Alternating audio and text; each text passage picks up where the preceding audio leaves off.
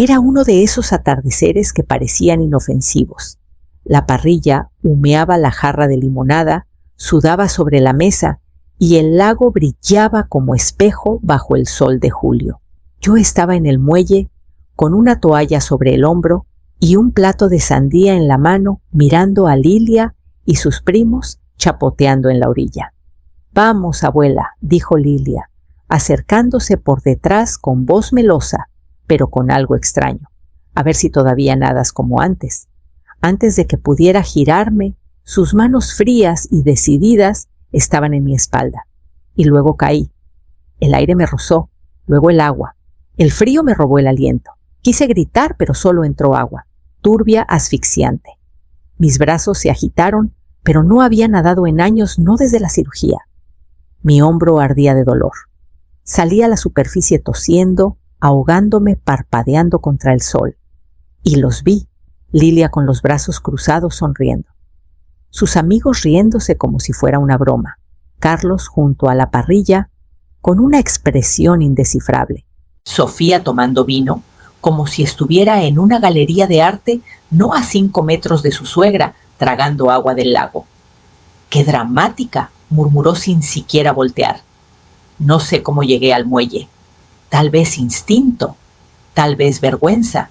Mis rodillas se rasparon en las tablas, mientras me arrastraba tosiendo tan fuerte que parecía que mis costillas se romperían.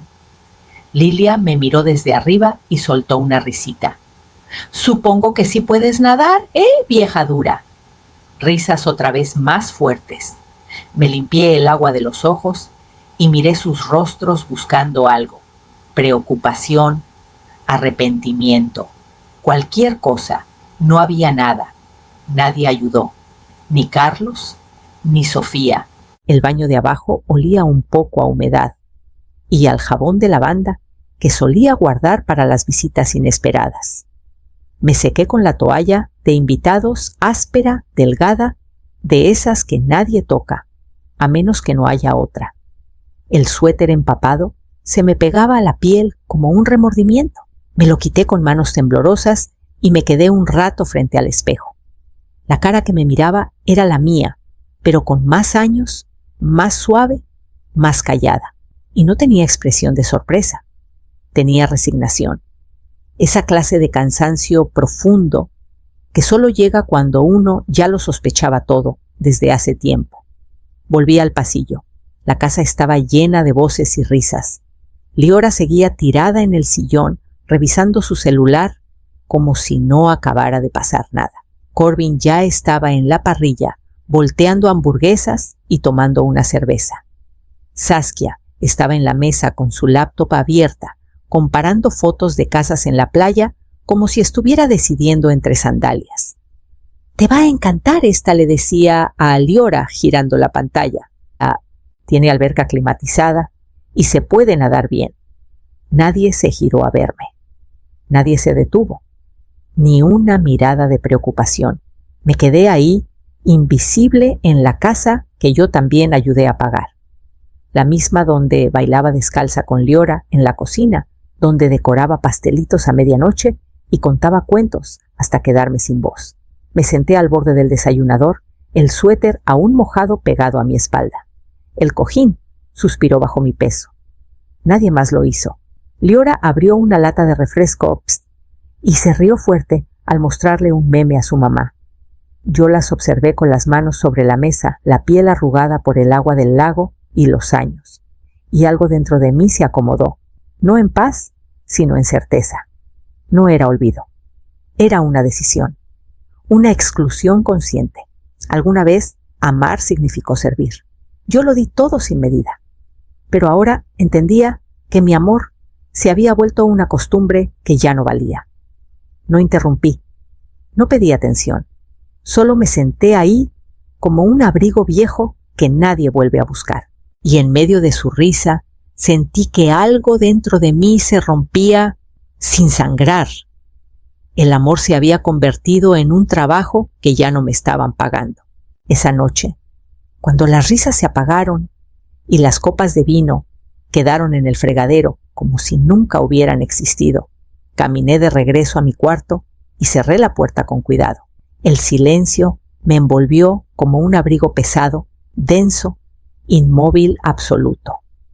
Me senté al borde de la cama por un largo rato, antes de inclinarme y sacar el baúl de cedro. Crujió con ese gemido conocido, y enseguida el olor a papel viejo y a las bolsitas de lavanda me abrazó como un recuerdo. Ahí estaba mi archivo personal, mi evidencia silenciosa de cuánto los había amado a todos de la única manera que sabía. Había recibos de las clases de piano de Liora, muchos con anotaciones de descuento por pago anticipado, notas de maestras ya descoloridas, dibujos de cumpleaños con corazones chuecos y abue mal escrito, sobres con mi letra, dirigidos a dentistas y psicólogos escolares y clases extracurriculares a lo largo de toda Guadalajara. Saqué una carpeta marcada con educación, Liora. Adentro la carta original del banco, confirmando la transferencia del fondo universitario 750,000 pesos ahorrados durante años. Aguinaldos que no toqué, reembolsos, que no gasté, vacaciones que nunca tomé. Yo pensé que estaba construyendo su futuro. Pero los futuros, construidos en silencio, sin gratitud, sin reconocimiento, se agrietan como paredes viejas. Llevé la carpeta al escritorio y me senté bajo la lámpara. La luz zumbaba apenas iluminando un cuaderno nuevo que llevaba años sin tocar. Lo abrí, miré la primera hoja en blanco y escribí con mano firme: vamos a ver quién me quiere sin mi dinero. Debajo tracé 2 columnas: quién nota, quién evita. Al principio me pareció cruel, como si estuviera haciendo algo bajo, convirtiendo el amor en contabilidad, pero entre más lo pensaba, más entendía que no era crueldad, era claridad. Yo había dado sin contar, amado sin límites, y ellos lo habían confundido con obligación. El reloj marcaba los minutos en el buró. La casa seguía en silencio, envuelta en su ilusión de familia perfecta. Miré la primera línea vacía, y luego despacio, con decisión, escribí el primer nombre: Liora. Evita. Cerré el cuaderno con suavidad y lo guardé en el cajón de mi mesa de noche. Mi mano fue directo al sobre que Delfina me había dado en primavera, el que todavía guardaba la tarjeta de Pedro, con los bordes nítidos como nueva. Escuché el chirrido de la puerta mosquitera antes de que el sol terminara de salir. Solo una persona usaba la entrada lateral sin dudar. Delfina nunca creyó en tocar, no conmigo. «Ábreme, pequeña», gritó. Traje panecitos y una dosis de realidad. Cuando llegué a la cocina, ya estaba hurgando en mis gabinetes, sacando 2 tazas y meneando la cabeza, como si hubiera entrado a un desastre que me había advertido por años. Su chamarra turquesa crujía mientras se movía, la misma que usó el día que enterramos a Clemente. «Te ves como si alguien intentó ahogar tu espíritu», dijo. «Siéntate, yo sirvo». Me senté, porque con Delfina no se discute, se recibe. Sacó una carpeta de su bolsa enorme y la dejó en la mesa con un golpe suave. Encima puso una tarjeta Pedro Holguín, abogado de herencias. «Pensé que no íbamos a tocar eso todavía», susurré. «Cuando hicimos tus impuestos en primavera me contaste de tus cuentas», dijo desenvolviendo un panecito como si fuera una tarea más. «¿Guardé las notas?» «Cada número, cada detalle». «¿Las guardaste?» «Guardo todo», respondió. «Sobre todo cuando la gente que alimentas no se molesta en preguntar cómo estás». Miré la carpeta. Recordé escribir cheques en esa cocina. Recordé saltarme viajes para que el fondo creciera. Recordé poner a Lilia primero una y otra vez. «No quiero vengarme», dije bajito. «Por eso vas a sobrevivir», respondió Delfina. «No quieres quemar el puente, solo quieres dejar de repararlo». Afuera, las hortensias que plantó Clemente florecían lentas, tercas, hermosas. Las vi moverse con la brisa y sentí algo abrirse suavemente dentro de mí. Delfina estiró la mano y cubrió la mía. «Te empujaron al lago», Mariana dijo. «Pero no fue la primera vez. Solo fue la primera vez que lo notaste. Miré la tarjeta de Pedro todavía entre nosotras. Y por primera vez en años no me sentí rota. Me sentí lista. Todo empezó con las llaves. Las puse con cuidado dentro del congelador, al lado de una bolsa de chícharos, y cerré la puerta. Era una prueba, una carnada. Corbin las encontró a la mañana siguiente. Mamá dijo levantándolas como si hubiera encontrado un jarrón roto. ¿Estás bien? Oh, respondí parpadeando lento, dejando que la confusión me cubriera el rostro. Seguro me distraje. Después dejé la lista del súper a la mitad junto al salero, solo 2 cosas anotadas, la pluma sin tapa. En la cena dejé que el asado se pasara. No una, sino 2 veces. Revolví mi té con una cuchara vacía. Me repetí. Pausé a la mitad de las frases, dejé la boca entreabierta como si hubiera olvidado lo que iba a decir. No me estaba desmoronando. Estaba observando. Para el final de la semana ya habían sacado su conclusión. «Está decayendo», murmuró Corbin cerca del cuarto de lavado. «Creo que ya no se toma las medicinas». Dejó la puerta del refri abierta. «Otra vez», añadió Saskia. «No es seguro. No con Leora en casa». Lo dijeron con tonos preocupados, pero las palabras parecían ensayadas, como si estuvieran pavimentando el camino hacia el folleto de un asilo y la revaluación de mis bienes. Yo lo permití. Dejé que la taza de té vibrara un poco contra el platito cada mañana. Caminé más lento, inclinaba la cabeza cuando me hablaban, como si tardara en entender. Leora ni me miraba ya. Pasaba junto a mí como si fuera un perchero más de la casa suspirando cuando le pedía ayuda para cargar las bolsas del mandado. Una noche pasé junto al baño de visitas y escuché la voz de Saskia tajante atravesando la puerta. «Dejó la estufa prendida otra vez», dijo entre dientes. Era mentira. Yo había revisado las perillas 3 veces y una vez más antes de dormir, pero no discutí. Que pensaran lo que quisieran. Lo que ellos no sabían era esto: cada suspiro, cada mirada, cada frase susurrada, yo la estaba apuntando. Un cuaderno silencioso, un registro completo. Esto no era paranoia. Era estrategia. Porque cuando la gente cree que te estás apagando, dejan de actuar. Y cuando dejan de actuar, la verdad finalmente se asoma. La casa estaba llena de voces que no reconocía vecinos, con los que nunca había cruzado palabra, compañeros de trabajo que Saskia apenas mencionaba, mujeres de su clase de yoga, con sonrisas apretadas y carcajadas más fuertes que sinceras. Era el tipo de reunión que se sentía bonita por fuera y vacía por dentro. Yo me quedé en la cocina. El sonido de los cubiertos, el zumbido del refrigerador, el raspar constante de mi espátula eran más soportables que las conversaciones huecas que llegaban desde el patio. No pensaba hornear. Pero Saskia me lo pidió con esa vocecita dulce casi fingida. Ya sabes que les encanta tu pastel de limón. No sonaba a cariño, sonaba a deuda. Así que lo hice, por costumbre. Por esos reflejos viejos que aún no entendían lo mucho que las cosas habían cambiado. Estaba enjuagando el bowl cuando lo escuché. La voz de Leora, alta, filosa. «Escuchen esto», dijo ya riéndose. Mi abuela se cayó al lago en la carne asada. Risas, primero suaves, luego más fuertes. Parecía una tortuga volteada. «¡Ayúdenme, ayúdenme!», carcajadas. Alguien comentó. «Eso ya suena medio cruel». Leora soltó otra risa. Estaba bien. Es dura la vieja, no mis manos se detuvieron. El agua jabonosa se aferraba a mis muñecas como una segunda piel. Desde el patio, la voz de Saskia, baja, pero filosa, llegó clara. «Es una carga. Le dije a Corbin, esto no es sostenible. Hay que pensar con lógica». «¡Carga!». Me sequé las manos con calma. Caminé al borde del mostrador. Corté una rebanada perfecta del pastel.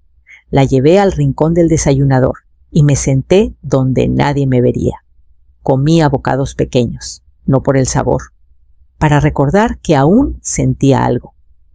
convirtieron mi miedo en chiste, mi dolor en anécdota de sobremesa. Cuando terminé me levanté, caminé con calma a mi cuarto y abrí el cajón. Ahí estaba la tarjeta de Pedro justo donde la había dejado, los bordes un poco doblados, pero el texto aún nítido. La tomé. Pasé el pulgar por encima de su nombre grabado. Ya no temblaba.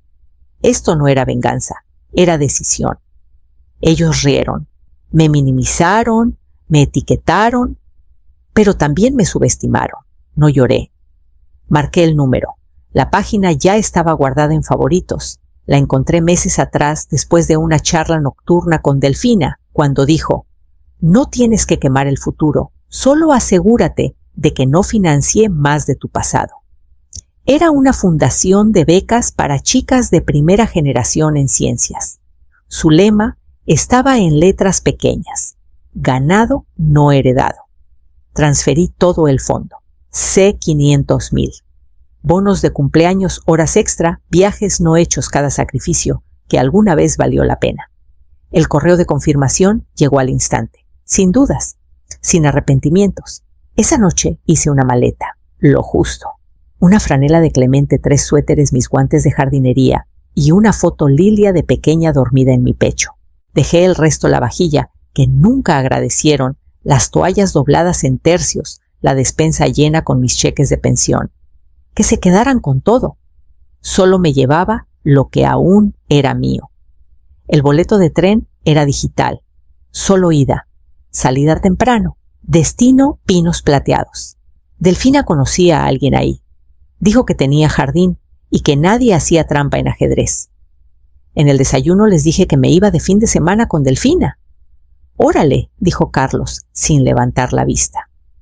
Lilia pasó a mi lado, con audífonos, murmurando «buen viaje». Sofía ni preguntó a dónde. Dobló una servilleta como si le hablara del clima. Ninguno ofreció ayudarme con la maleta. Esa noche dormí profundo por primera vez en años, sin alarmas, sin planear, sin la ansiedad de esperar la siguiente petición que me robara un pedazo. A las 5:30 de la mañana preparé té, doblé la cobija al pie de mi cama y me paré en la puerta. La casa estaba quieta. Ni el zumbido de un cargador. No dejé nota, no dejé rastro. Cerré la puerta con suavidad, maleta en mano. Una salida limpia. Pedro lo llamó cortesía, pero yo sabía que no era eso. Los reunió Carlos, Sofía y Lilia en su oficina porque no creían que lo hubiera hecho. No hasta que lo escucharan en voz alta. No hasta que fuera irreversible. Estaban sentados frente a él, confundidos, rígidos, con las manos cruzadas, como si fuera una cita rutinaria. Lilia se mordía el labio. Sofía parecía aburrida. Carlos no dejaba de mirar la puerta. Pedro no perdió tiempo. Abrió la carpeta despacio, sacó una carta y leyó. A quienes confundieron mi silencio con consentimiento, se burlaron mientras me ahogaba. Construyeron una vida sobre mi espalda, ignoraron mi presencia y usaron mi amor como arma. Convirtieron mi miedo en entretenimiento, mi lealtad en ventaja, mi edad en irrelevancia. Así que déjenme ser clara. El fondo para la universidad ya no existe. Fue redirigido a un lugar que valora la curiosidad sobre la crueldad. La casa no será heredada, será donada. Mi testamento ha sido cambiado. Ustedes no están en él. Esto no es venganza, es revelación. Me enseñaron que el amor sin límites se convierte en servidumbre. Y ya serví suficiente. Pedro hizo una pausa. Nadie habló. Continuó. Observé, esperé, algo mejor. Y luego paré. No sabrán de mí otra vez. No me encontrarán, pero me sentirán en el silencio que dejo atrás. Ese silencio no está vacío. Es ganado. Dobló la carta con cuidado, la guardó en la carpeta y los miró. La boca de Lilia se abrió, pero no salió nada. Los ojos de Carlos estaban vidriosos, su mandíbula floja. Sofía parecía a punto de hablar, pero no lo hizo. Pedro se levantó tranquilo como siempre y guardó la carpeta en su maletín. Ella no dejó nada que explicar, solo todo que entender. Delfina me contó que empezó en silencio una puerta azotada y quietud detrás. Lilia volvió de la oficina de becas con la mirada vacía y un sobre sellado. Adentro, la confirmación de que el fondo de becas ya no existía. Su colegiatura no estaba cubierta. Sus sueños de transferencia se secaron antes de salir del papel. Ella lo tomó, espetó Lilia esa noche, caminando de un lado a otro en el pasillo. Lo dio a desconocidos. Carlos no respondió. Se sentó en el sofá, mirando la tele sin sonido, con un vaso de tequila a medio terminar en la rodilla. Esa botella estaba llena esa mañana. Sofía iba de cuarto en cuarto, buscando a quién culpar que no fuera ella. Seguro lo planeó por años, siseó. Nos manipuló a todos. Pero había un temblor en su voz que no pudo disimular. La casa empezó a vaciarse. Nadie lo dijo en voz alta, pero cada uno pasaba por las habitaciones como si estuvieran embrujadas por mí o por lo que solía ser para ellos. Los vecinos dejaron de saludar. Los amigos de la iglesia dejaron de llamar.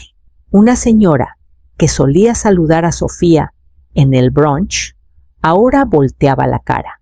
Delfina dijo que alguien preguntó en el súper, ¿no fue ella quien crió a Lilia cuando Carlos no tenía trabajo? Otra respondió, ¿no pagó ella por toda la familia para vivir en esa casa 2 veranos? La historia se esparcía. Pero esta vez no era yo quien la contaba. Lilia dejó de ir a clases. Carlos dejó de fingir que no estaba bebiendo. Sofía rompió un jarrón en la cocina una noche y gritó, ella arruinó todo, pero yo no arruiné nada. Me retiré. Retiré mi nombre de su plan B, mi silencio de su comodidad, mi cuidado de su conveniencia. Pedro les dijo que el patrimonio estaba cerrado, que la casa sería donada, que el dinero se fue y yo también. Intentaron llamar, intentaron mandar correos, me reportaron como desaparecida. Pero no puedes perder a alguien que nunca viste de verdad. Creían que me fui, pero mi ausencia pesa más de lo que mi presencia nunca hizo. Pinos Plateados es tranquilo como debería ser un refugio. Los pasillos tararean con música suave de radio y el roce ocasional de pantuflas. Sin demandas, sin dramas, solo espacio. Cada mañana me siento en el jardín con una taza de té, viendo cómo los jitomates se estiran hacia el sol. La tierra es familiar en mis manos. Honesta, te da lo que siembras, ni más ni menos. Escribí la carta un lunes. No porque tuviera que hacerlo, sino porque sentí que era justo cerrar la historia en mis propios términos. No empecé con cariño. No suavicé la verdad. A Carlos, a Sofía, a Lilia. Nunca fui solo la abuela. Fui la mujer que sostuvo a esta familia mientras ustedes miraban para otro lado. Cuidé a Lilia en sus fiebres, pagué colegiaturas que nadie más recordaba, llené refrigeradores, pagué impuestos, escuché cuando nadie más lo hacía. Di libremente, no por aplausos, sino por esperanza. Esa esperanza se ha jubilado. No solo me olvidaron, estudiaron cómo ignorarme, y a cambio perdieron acceso no a mi dinero, sino a mi presencia. El fondo para la universidad se fue redirigido a mujeres jóvenes que aún saben qué es la bondad. La casa ha sido donada. Mi testamento ya no los incluye. Esto no es venganza, es recuperación. Mi amor no es una transacción, fue un regalo. Y ha sido devuelto al remitente. Firmé Mariana Ruth Quiñones. No con cariño, abuela. No cuídense. Solo mi nombre. El que dejaron de usar cuando decidieron quién podía ser yo. Sellé la carta y la dejé en la recepción. Sin dirección de retorno. Sin rastro que seguir.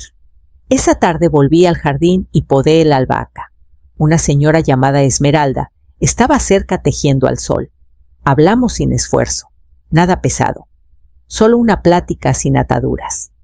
Esa noche abrí mi diario y comencé una página nueva.